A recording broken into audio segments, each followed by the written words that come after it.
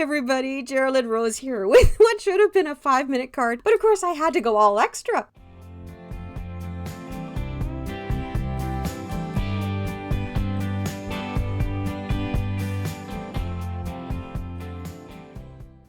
My original goal for this month was to try producing as many cards and videos as possible for the alternate 30 days of crafting. That means I'm going to have to back off my normal style because I always go extra and I always go very artsy.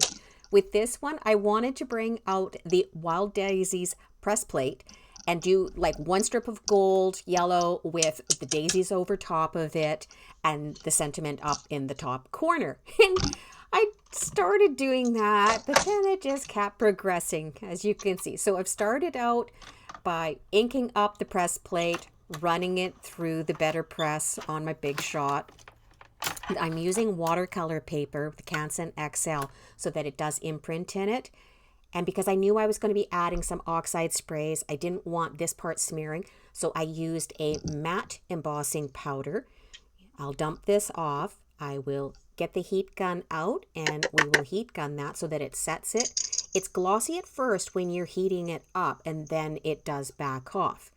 So since I've got that powder down, I am going to put the oxide spray over top of it, and I just splattered it on. I believe that was the mustard yellow. And then I'm taking out some embossing glaze and I am putting that over top of the oxides so that some part of them will still look oxide, but the other parts will have the glaze on them. And if you tap it from the back, you can bounce that glaze about so that it does set into whatever liquids or Versamark that you've got there.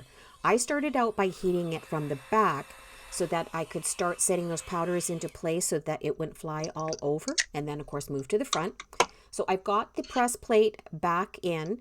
I am going to just ink it up with a Copic friendly ink because I'm using masking paper now. Because I thought, well, if I put the yellow strip down, that's going to cover up the daisy part. So I fussy cut out these daisies. And of course, this is the part that added on so much time for me that now I've decided that I'm fussy cutting out a masking for all of these daisies. You wouldn't have to do this if you just really wanted a super quick 5-minute card. So I've got them out. I'm setting them down into place over top of our impressed image.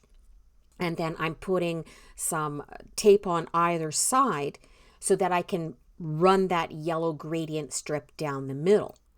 So I've started out with a really light yellow. I'm going to start from the bottom. I'm going to work my way up because I want the darker concentration of ink down at the bottom. I want it to fade out as it's coming near the top. And I'm taking care around that masking so that I don't accidentally bump up the edges and of course then ruin the image. I'm checking to see which color of yellow, a deeper yellow, is going to work with this. I found one, so I'm bringing it in just to add a little bit more just to that bottom section. And this is, of course, always the fun part, is when you're peeling this stuff back. I had a little bit of trouble with this mask, even though that is watercolor paper. And remember, we had set the image with the embossing powder and the heat gun and the glazing. It still wanted to stick a little bit, which I was a bit surprised about. I don't know if it's because my masking paper is getting a bit old or what, but you can see I ended up having to bring out a knife to help with that. And that should have given me a heads up on what was about to happen with the inside of the card, that it actually stuck so badly to some parts on the inside of the card that it ripped the paper when I was moving it. And then I had to flip the card around so that I could hide that section under the front panel. But what I did was I took the negative masking, I've placed it down on the inside where we're going to have this inside sentiment and whatnot. And very carefully, I'm pulling it back after I've taken what's left on the ink blending brush for the yellow and run it around the edges of that negative masking. Basically, you've made yourself your own stencil, right? Took the eraser, gum eraser, and just took off a bit of the glue that was still left over. So the sentiment was from the All New Sunshine Flowers. I did that in a dark brown color, the same as what I used on the front for the daisies. And for the middle of the daisies, I went and added in a little bit of a darker red just to make that center part different. We've got a custom stamp that's going on the back here. I'm going to set this panel or that inside card to dry over on the side and let the ink spread and fade back. And the front one, because the watercolor panel is bigger, I was cropping it down there. I grabbed out the Alt New superscript for the sentiment on the front, and I should have put this into place right at the beginning. I realize that now. I was having a lot of trouble getting it down over top of the slight bumps that were caused from the embossing glaze over top of the Distress Oxide, and of course the texture that was on the watercolor paper. So I'm heat setting it here and putting it aside. I wasn't quite happy with it, so I thought, well, that's okay. I'll jump to the sub-sentiment.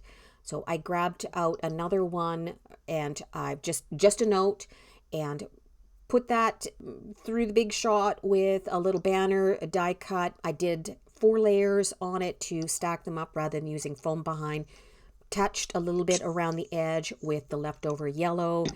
And the front panel, I am now running through the Simon Says Stamp Fresh Daisies embossing folder, setting it into position. But what I'm going to do is grab out my little cutting plate, and I'm only putting it to one side. I wanted to see what would happen because it's only got pressure on that one side, if it would do a clean edge or not. It doesn't. I found out that it does spread out a little bit, it bleeds to a little bit, but it was still a nice effect, and I thought it still went with what the card is.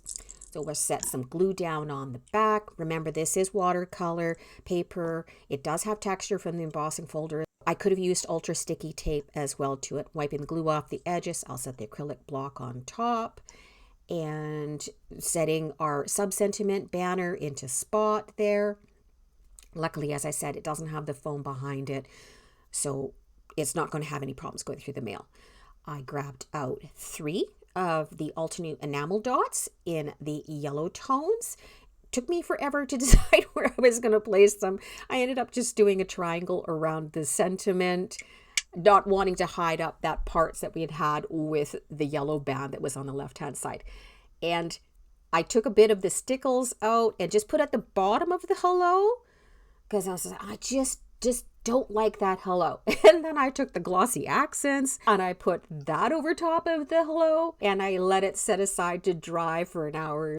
That's the finished card. I hope you all got a giggle out of the fact that I took a 5-minute card and turned it into half an hour. I want to thank everybody for subbing and liking. We actually doubled the number of subscribers we got just this morning from the beginning of the year. A special shout out to Meta and her Danish ladies. Everybody, you go be that change you want to see in the world. Thanks so much. Bye-bye.